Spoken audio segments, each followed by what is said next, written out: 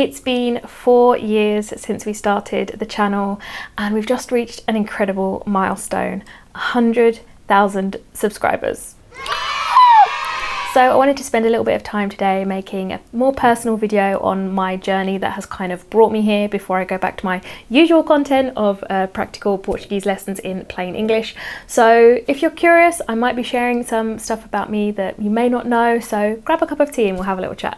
So when I started Talk the Streets, there was basically no content on YouTube for teaching Portuguese as it's spoken in Portugal. There was a ton of Brazilian Portuguese, obviously, but like I'd say 90% of the content was geared towards Brazilian Portuguese. And I think there was Portuguese Lab and there was Practice Portuguese that had about 30,000, 10,000 subs respectively, and they were producing semi-regular content, but it seemed to me like this really big gap in YouTube. So because there wasn't any content that was geared towards people like me who were moving to Portugal, I moved here in 2017 and it's only gotten more and more popular. So I decided it was probably a good idea to try and fill that gap. So I quit my job in public relations in 2019 and I had travelled all over the world working for some really amazing clients. We specialised in kind of global development projects, so I went all over sub-Saharan Africa, all over Latin America. I was so lucky to do that and I loved it at the time. But when I moved here, I met my husband, I bought an apartment, and for the first time, I really felt like sort of staying still for the first time in my life. I remember I was in Uganda, he was in Egypt, and I really remember so clearly this phone conversation that we had one night where it was like, I don't know, this is kind of exhausting. It would be really nice to just stay in one place. Maybe we are ready to kind of put down some roots and stay in one place. So that's what we decided to do. So starting to teach Portuguese was kind of an accident because after quitting this really intense job, I just wanted to do something like low key and that was easy for me to do. And so many of my friends had already asked me for help learning Portuguese because they knew that it's what I studied at university. I'd studied academically for so many years. I was already fluent in the language when I moved here. So many people were already asking me for help. I was like, okay, let's teach a bit of Portuguese and see what happens. So I did. I started doing private lessons in cafes and co-works and over Skype, and that's how it got started really. I would do kind of drop-in workshops at co-working spaces, and it was okay, but it was off to like a pretty slow start. Sometimes 5 people would come to a drop-in lesson and sometimes nobody would come. Like I remember so clearly one Christmas I was putting on a Christmas workshop and I'd gone to all this trouble like buying prizes and making up games and buying like cake and stuff, and of 26 RSVPs I think 4 people came. And I will love those 4 people forever, but it wasn't really what I had in mind. So the beginning was a bit of a struggle. I didn't really know what I was doing, how to market myself, or even how to package language learning really, because it's such an in-depth thing. You can't really drop in and out of it kind of when you feel like it. You need to be on a really consistent path and get lots and lots of practice. So I definitely knew that needed some work. So I thought, okay, maybe the internet is where I should be doing this. This is where I'm going to find more people, and maybe people who are kind of more dedicated to doing this on an ongoing basis. So I'd already made a start. I already had my teaching materials. I knew kind of like what my style was. So I was like, okay, let's get started. Let's give YouTube a go. And I remember filming the first video. It was about how to order coffee. I roped my friend Miguel into it. He came down to the coffee shop to show how like a native speaker would order, and the day that I put that video live I was shaking. Like I felt sick. I just couldn't believe that people were going to watch it and comment on it, and I was convinced that people were going to hate it. They were going to think that I was stupid for trying to teach a language that wasn't my own native language, right? Because I'm English and I'm teaching Portuguese. So it wasn't too bad. That first video that went up, I think it got about 100 views within 24 hours. I was like, okay, I did it. Nobody died. It wasn't the end of the world. and then I didn't post again for months. So that was October 2019, and it wasn't until March 2020 when lockdown happened that I thought, okay, if I'm gonna find students now, I'm gonna have to get online. I don't really have a choice about this. So that's when I started publishing a weekly video. I really focused it on like practical situations that people moving to Portugal might come across. I would post 2 p.m. on a Tuesday. I'm still on that schedule, so look out for the videos if you're not a regular viewer. And then I also started doing these like live lessons, just me in my tiny little office with a little whiteboard, just basically answering any questions that people were asking me about Portuguese. It was completely random, all different levels, but people were showing up. Like I was getting about 30 or so people, and then I started to see the same people coming back week after week, and I thought, okay, this is working. I'm starting to build a little audience here. So remember, nobody was really teaching European Portuguese at this time, so I had no idea if it was something that people needed or wanted. And it was only when I made this super simple video of me just talking to the camera with slang words that the Portuguese use, and I saw this massive spike in views, and I was like, okay, I think I found what people want. And so I just kept making more videos like that, the kind of everyday Portuguese you hear on the streets rather than what people would teach you in a classroom. It was around this time that I found my mentor, Sunny Lenarduzzi, who I still work with to this day.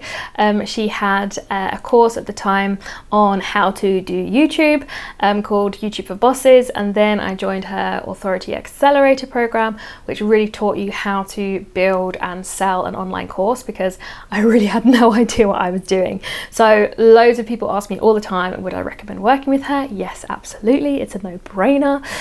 She's got me to where I am today. So yeah, massive thanks to her. And I actually got to meet her last year at her mastermind in Vancouver.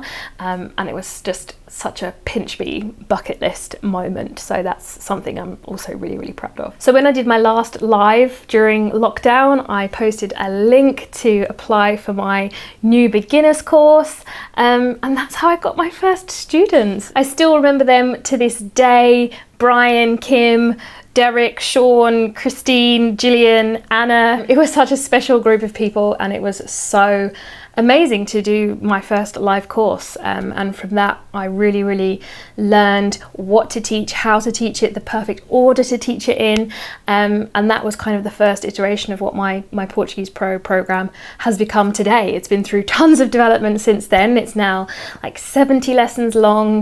We have an online community now that's really thriving.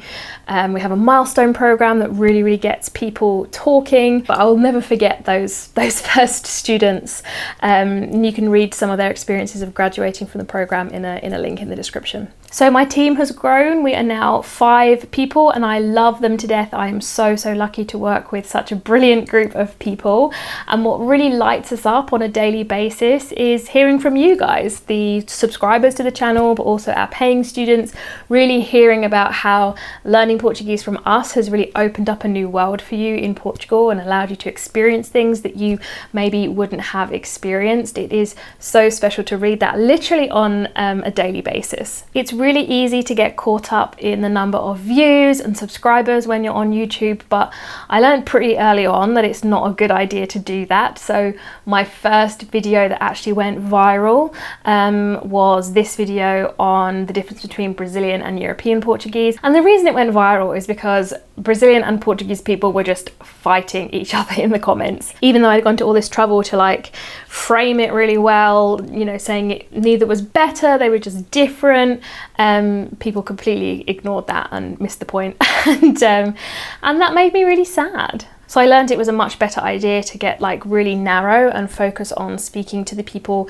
who would eventually come and learn from me. So lots of people often ask why I speak English in my videos, and that's because the people who come to me or who I feel like I'm uniquely placed to help are native English speakers who are moving here, making that same transition that I did, and so I can explain things that are really useful to them from their point of view because I've been in their shoes. So that's the reason why I've decided to really focus on beginners and who are native English speakers, because that's just kind of naturally the people who kind of gravitated towards me. And you know, nowadays there's a ton ton of people on YouTube who are teaching European Portuguese, so I can leave other stuff to them, what they're best at, and this really is what I'm best at, kind of being a bridge between people who are total beginners, not really sure where to start, feel really daunted by the prospect of having to learn Portuguese, because let's face it, people who are native English speakers don't have the best reputation for learning languages.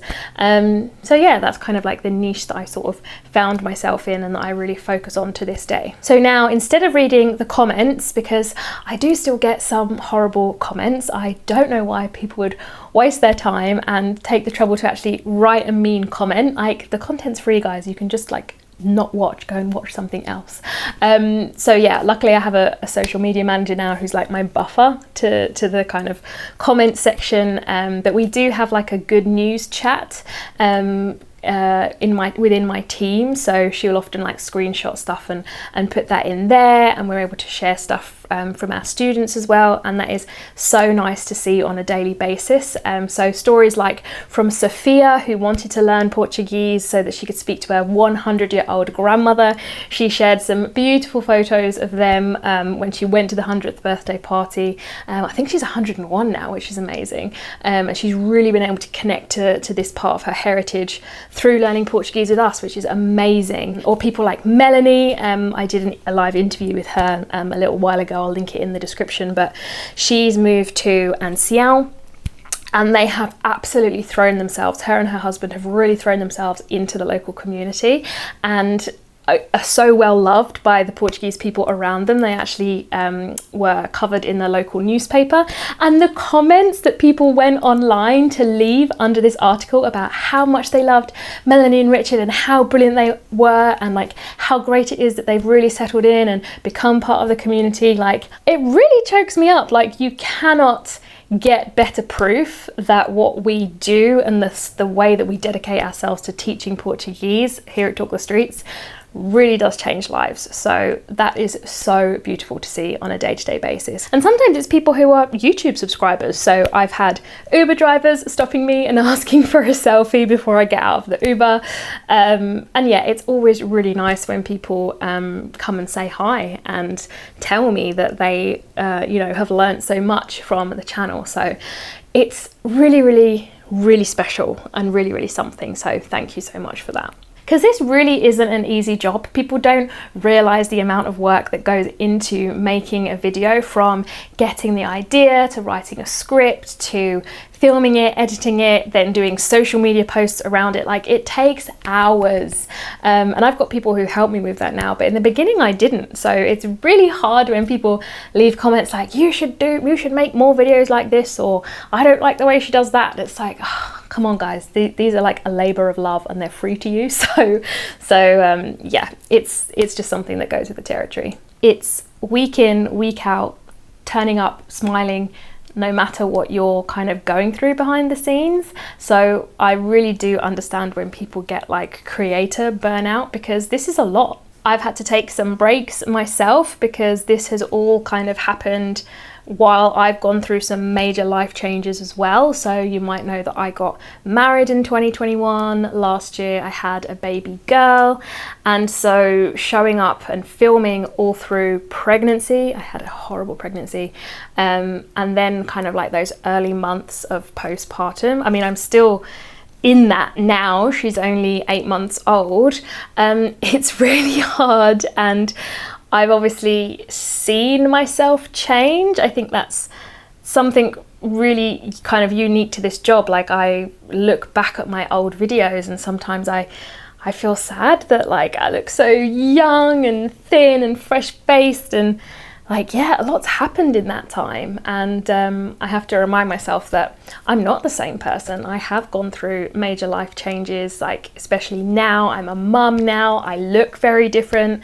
When I was gaining weight before I announced my pregnancy, having people comment on that really sucked.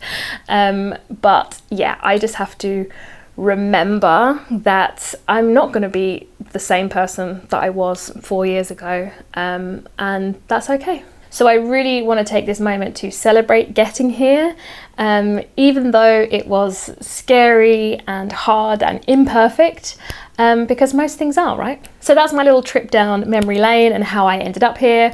And I'm guessing you ended up on this video because you want to learn Portuguese. So I'll be back next week with a practical Portuguese lesson in plain English. So stick around for that if you want to see it. And if you do want to get started with Portuguese but don't know how, then as always, my free lesson for beginners is waiting for you in the description. It is the most fun, most efficient way of getting started, and I would love to see you there. Thank you so much for your constant support and for getting me to this amazing milestone. I'll see you in the next one.